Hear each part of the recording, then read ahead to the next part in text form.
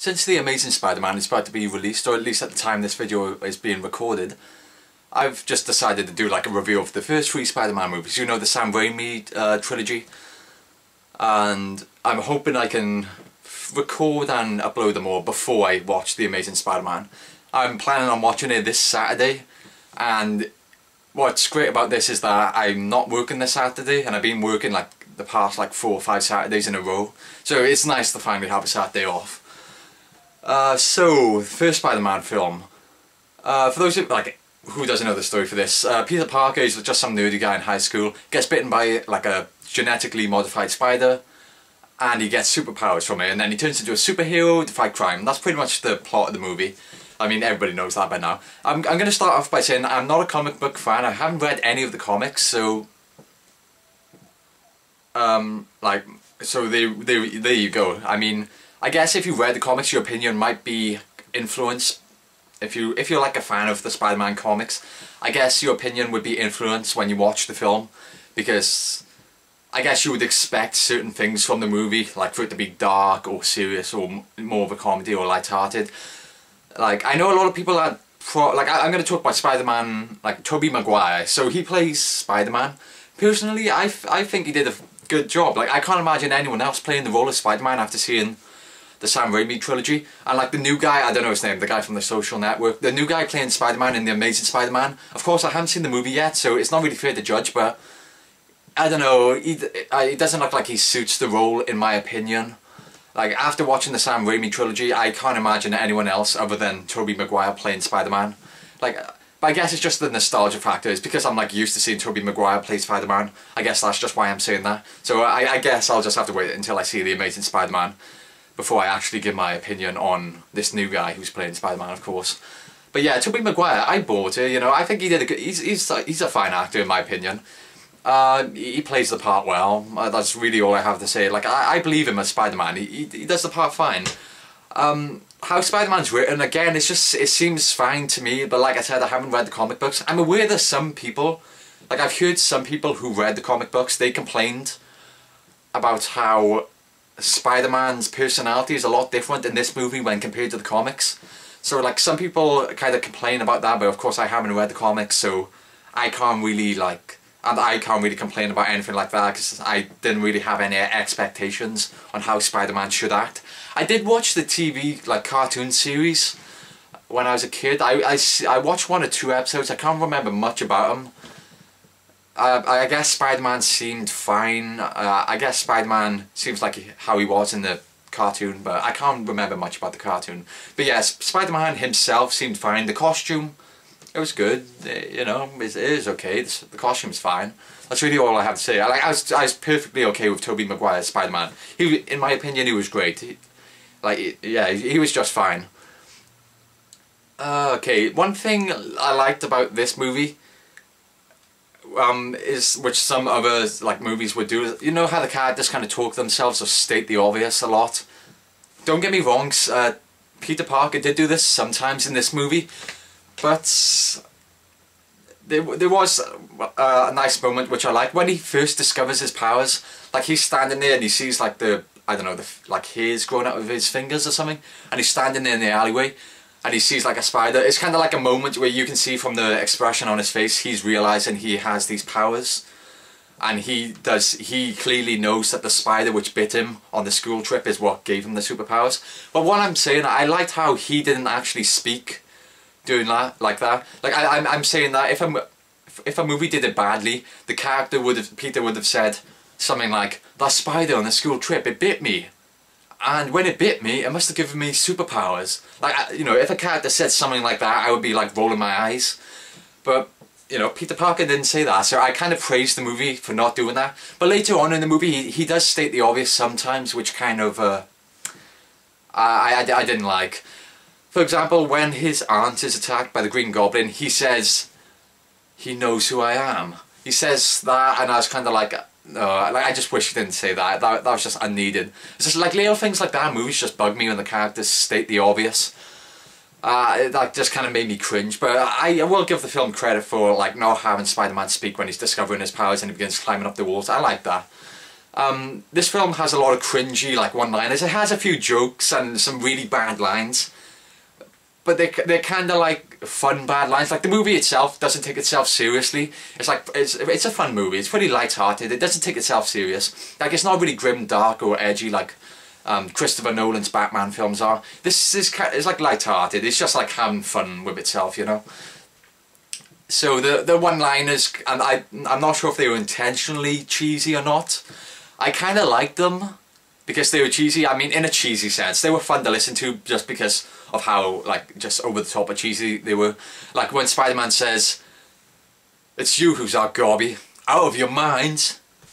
That line was kind of like, it is cheesy, but it was like fun. And like when the Green Goblin gets the wires ripped out of the glider and he flies off like out of control. And when he's flying off, he screams something like, "We'll meet again, Spider-Man!" You know, when he screams that when he's like gliding off. Like that sort of stuff is like cheesy, but it's kind of, like, it's fun to listen to. I'm not sure what the actor's name is, but the guy who played Jameson, Peter Parker's boss, the guy who owns the Daily Bugle company, like the newspaper company, the boss of that company, I liked him. He was fun to watch. I'm not sure what his what the actor's name was, but he was really fun. He's like really over the top and really cocky and douchey, but he's fun to watch. He was a great character. And who's the other guy I liked? Oh yeah, Bruce Campbell's cameo was great as well, as the wrestling like tournament holder guy. He was fun. One thing I didn't like about this movie is how early on it's established that Peter Parker, these spider powers, he has like a sixth sense, so he can like anticipate danger. So if someone's going to punch him in the back of the head, he can kind of sense it coming, so it gives him time to dodge it. This is established really early on in the film. Like he gets into a fight at the school with the school asshole, and he goes to punch him in the back of the head. But then they do this thing with the camera where we get like a slow motion shot going around the environment. Like it does a close up and a slow motion shot of a paper airplane going through the air, and like a slow motion close up shot of a fly landing on the buzzer, and like someone spitting out a spitball, I think. And it's pretty much establishing that Peter Parker is pretty aware of his environment. He knows what's going on around him because that's his superpower, that's part of his superpowers. And then the guy goes to punch him in the back of the head and he knows it's coming, so he dodges it, and then the guy like punches the locker instead. And the thing that bugs me about this movie is that several moments in this film, Peter gets hit by someone coming up behind him when there's no reason as to why he couldn't have dodged that. For example, when he's in the wrestling tournament and Bonesaw comes up behind him with the steel chair, he just... What happens is that Peter is just standing there with his back turned to Bonesaw for some reason, and Bonesaw hits him with the steel chair. There's no reason as to why Peter could have dodged that. And it's just like, he got hit by the chair because the story called for it. Like, it didn't even... Like, it doesn't even make sense for him to get hit, like, from a story point of view. It's just there to make it, like, more exciting, I guess. Like, you know Spider-Man's not going to die anyway. But I guess letting him get hit by the steel chair kind of made they wanted to try and make it exciting or varied, I guess, with him getting hit. But I never liked that. It just didn't make sense as to why he got hit. There were one or two other moments later on in the film where he gets hit by someone coming up behind him. And again, it just doesn't make sense. They're just like really little, not too important moments, but it betrays what the film establishes earlier on. They're just really little, like, 2-second moments, but they did bug me. It did bring the film down. And another example is when the Green Goblin, like, Spider-Man is right in front of the Green Goblin, and the Green Goblin very slowly just goes like that, and then, like, he shoots, like, sleeping gas out of his wrists. Like, there's, like, this tube on his wrists, and he shoots out, like, sleeping gas or something like that. And Spider-Man just stays there and lets the gas, like, go over him, and then he just breathes in, and then he goes unconscious. It's just, why didn't you like swing away, or just like, why didn't you just drop down away from him? There's no reason as to why he stayed there, especially with the reflexes that he has. Like when he's getting attacked by the Green Goblin, I understand, because like the Green Goblin, like Norman has been like enhanced. He's had that venom stuff pumped into him. Well, the gas he breathed in, so he kind of has superpowers of his own, like super strength. I assume he has better reflexes as well. So it makes sense as to why Spider-Man gets punched by him in the fights, because I assume he's got good reflexes as well, because he breathed in the gas. How about the Green Goblin? I know a lot of people don't like the costume. They think it's more like a Power Ranger kind of costume. A lot of people criticise the Green Goblin costume. They don't think it really works. Personally, I was okay with it. Like, I've seen a picture of the Green Goblin, like, comic book. Like, I've seen a screenshot of the Green Goblin from the comic book and from the cartoon TV show. I don't think that would have translated well into a film. It would be way too goofy. Like, I know, like, Spider-Man is kind of like a silly film anyway, but I don't know, it wouldn't work. It's like the mask, I don't think it would work. Like, personally, I'm okay with the Green Goblin costume. Yeah, sure, I guess it kind of looks like a Power Ranger outfit, I guess. And another thing people don't like about it is that the actor that can't, I don't know his name, William Dafoe, I think it's something like that. He's the guy from American Psycho, but a lot of people criticize the costume because the actor can't, like, express his emotions, like, through facial expressions. Instead, it's only through his voice. While apparently the mask from the TV show, it kind of morphed a little bit to the actor's face, so he could kind of, like, express his emotions through facial expressions, but this mask is like a solid metal mask, so the actor can only, like, act through his voice. I was okay with it. I didn't mind. I was okay with it. And a lot of people criticize William Dafoe, I think his name is, for being hammy. They describe it as, a lot of people describe it as, like, being really over the top, like the evil laugh. I don't know, I was fine with that again. Like I said, Spider-Man, it kind of seemed like a goofy, fun, silly movie anyway. So the Green Goblin's, like, over-the-top voice was, I liked it, you know, I dug it. I thought it kind of, it was like part of the film. I didn't mind it. And the evil laugh as well. I gotta say, William Dafoe, if I hope that's the actor's name, I loved the laugh as well. I think he had a great voice for the Green Goblin. Like I said, some people think it's over the top, but personally I was okay with it. I liked it. The special effects, now, to me the special effects for a Spider-Man film are important. Like, they better be pretty decent, like Spider-Man swinging through the city, that sort of stuff. It better be pretty decent. Like, otherwise it kind of sucks the fun out of the movie. And the special effects were okay in this movie. They were decent. They were, like, the CGI was decent. Like, sometimes when the Green Goblin is on his glider, like this little platform he uses to fly around, sometimes, like, it's clearly CGI, and sometimes there are occasions where the Green Goblin's foot is clearly not even on the glider. This happens, like, for, like, a split second on rare occasions. Like when he's crashing the party and killing the people on the balcony, you can notice this. But it didn't take me out the movie too much. I kind of noticed it, but I was like, whatever, it doesn't piss me off or anything. Like, the CGI for the most part is fine. Like, Spider-Man swinging through the city, that looks good enough. The Green Goblin on the glider, that looks good enough for the most part. Yeah, it was overall, it's decent CGI, and I would say the worst part of the film is when the kids are in that, like, box thing, on that tram box cart thing, like, hanging over the bridge. That's probably the worst part of the film in terms of CGI. But even then, it is not terrible. It's okay. It looks kind of bad, but it's not terrible. It's bearable. But it didn't. None of the CGI took me out of the film at all. It was decent enough. I'll just leave it at that. But going back to the cheesy one-liners, the one line I really didn't like, where you get so many, like, if you go onto YouTube and watch this scene, you get so many comments saying, oh, that line is so funny, haha. People quoting the line, they genuinely think it's a funny line or something. Not to me, it really bugged me, that line, and I really wish they didn't have it in the film.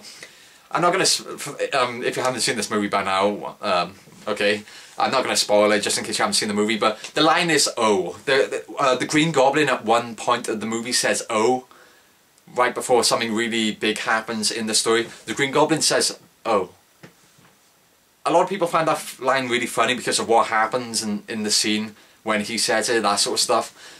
I really hated the line, to be honest. I really much would have thought that would have been a pretty, like, powerful scene. Like, it would have been a pretty impactful scene had he not said that line, but that line kind of made me go, like, I really hate, like, one-liners like that. One-liners can work when they're done right, but not in that movie, not the way they did that scene when he says, "oh." I really didn't like it.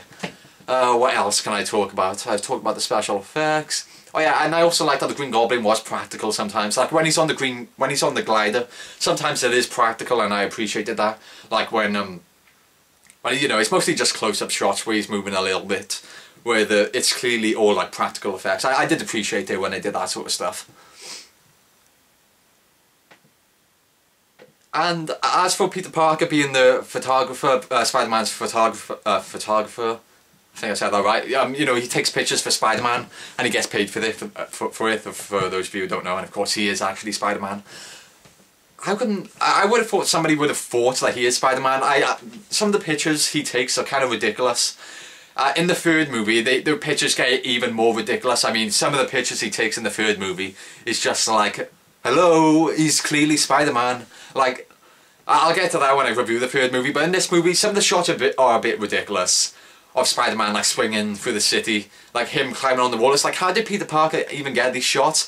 I guess he claims that he's a friend of Spider-Man, and Spider-Man kind of, I guess he could say to them, I'm a friend of Spider-Man, he posed for my pictures. I guess that he could have, that was his cover story, I guess, but I don't know. I didn't really, I would have thought it would have been really suspicious. I didn't buy that. What else? This is another thing which kind of bothered me. It's just like a really little thing. Is that, okay, I'm going to give you a spoiler. This is like 20 minutes through the movie.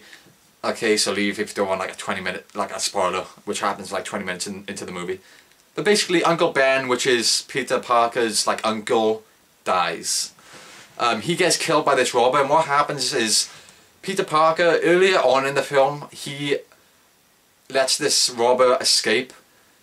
Like, he wins this wrestling tournament for, and the prize for is $3,000. So he goes up to the guy who held the event and he's like, okay, can I have my $3,000 please? And he's like, no, here's $100, get out. And he doesn't give him the money as promised. And then, so he leaves with $100, and then this thief comes in with a gun. He robs the $2,900 off the guy, and he runs, and Pete just lets him walk, he lets him run past, he doesn't stop him, he lets him escape. And like, that's kind of his revenge against the guy who didn't give him the money. And then this is the same robber which ends up killing Ben. I like that. That was like an interesting situation, like a dilemma. So it's like he realizes the consequences of his actions. I did like that, how the guy he lets get away was the one that killed his uncle, and then he kind of goes after him for revenge. The thing I didn't like is when he finally confronts the thief, and like, they have this moment, so Peter, he like attacks the thief, and then he sees his face, and then he realizes this is the same guy he let escape with the money back at the wrestling tournament. And what they do, this is a really small minor thing, but it just bothered me. They flash back to the scene where he let him escape, as if we, the audience, don't realise it's the same guy. I just felt as if that flashback was unnecessary. It's like, yes, like, we're not gonna forget the guy's face, which we saw 5 minutes ago. You really didn't have to show us that again. Okay, so what else is there? The action scenes, they're entertaining. You know, they're decent enough. I dug them. Like, the fight choreography, I guess, it's decent enough. It's entertaining. I did like the little school fight, like Peter like dodging all the things and like grabbing the guy's wrists and like snapping his arm back. But all that looked really cool. Like the fight scenes and just the action scenes in general, they're fun to watch. They're all well done. The story's like a routine superhero movie. It's pretty generic. Aside from the ending, I guess the ending between Peter and his love interest, that's kind of new. Like, you don't see that in superhero movies often, like the result of the love interest part of the story. That was kind of done differently to most superhero movies, I think. So I do like the way they handle that part of the story. But aside from that, it's a pretty generic superhero story. But it's done in an entertaining way. It's one which is worth watching. It's a generic superhero movie, but it's like worth watching. Like, it's done well enough. It's entertaining enough to be worth watching, basically. I think that's all I have to say. Yeah, that's all I have to say. So it's a pretty cheesy movie. Like, they have a lot of one-liners or jokes which don't really work, and they do have you kind of cringing at them because they're pretty bad. But at the same time, the movie kind of has this pretty silly vibe to it, like a really like, it doesn't really take itself too seriously anyway. So you can't, if you're in the right mindset, you can get into the lines and kind of just have fun with them. Like, it's you who's that gobby, out of your mind. Like, that sort of those sort of lines is kind of the sort of thing you can get into and just have fun with and laugh at. And the action scenes are decent enough. The special effects are decent enough as well. Like a lot of people don't like the Green Goblin. They think William Dafoe's like over the top. Personally, I think he was fine. Like him being over the top, it kind of suited the movie because the movie itself was kind of like a bit silly anyway. But it is a fun movie. Overall, I do like the Spider-Man. It's a fun movie. Tobey Maguire was good as Spider-Man, and if you haven't seen it yet, check it out.